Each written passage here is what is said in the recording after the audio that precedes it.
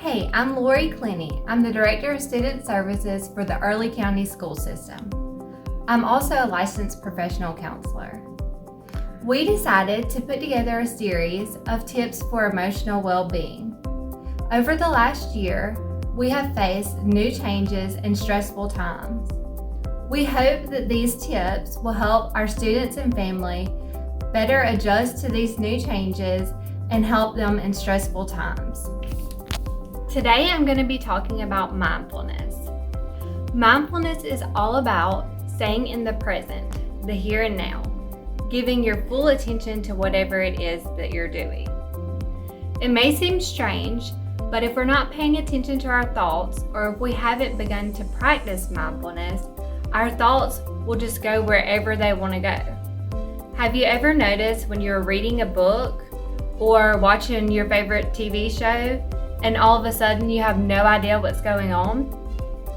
That is likely an effect of being unmindful. Your thoughts have trailed off to something else and your attention has drifted to the thought instead of what you were originally doing, watching TV or reading a book. For the purposes of my discussion, I wanted to focus on the emotional consequences of being unmindful.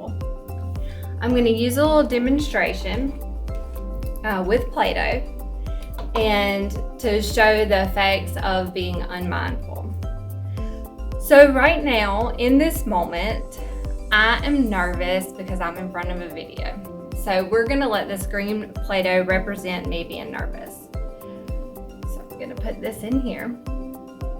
So, nervous isn't really necessarily a good feeling, but I can handle just being nervous.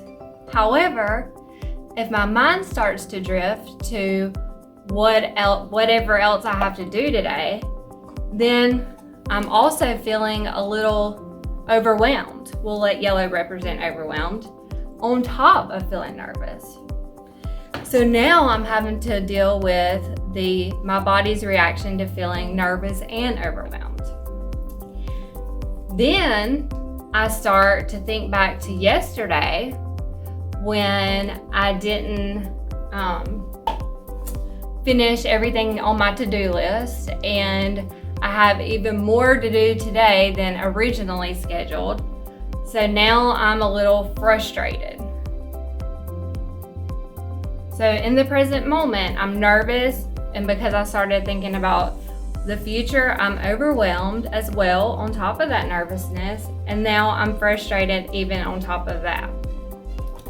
So as my mind continues to wander, now I am thinking about something that I said yesterday that maybe I shouldn't have said, or I just feel a little silly or embarrassed because I said it. So as you see, these emotions are starting to pile on top of each other.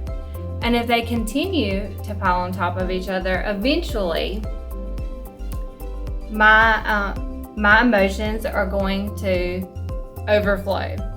And what that looks like could be different for everybody.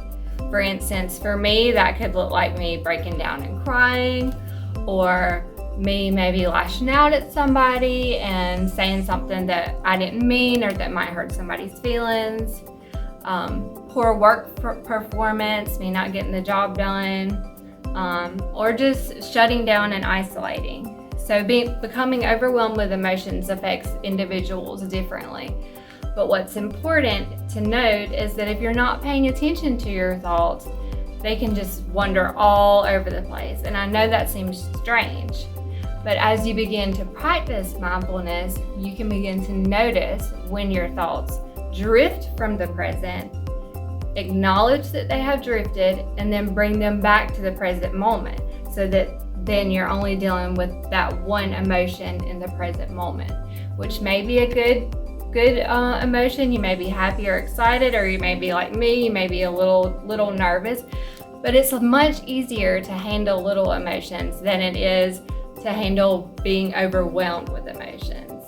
So in some of our next sessions, we'll give some tips for activities that can help you practice mindfulness.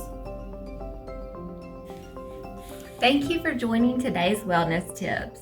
We hope that you found this to be helpful, and we hope that you stay tuned for our upcoming sessions.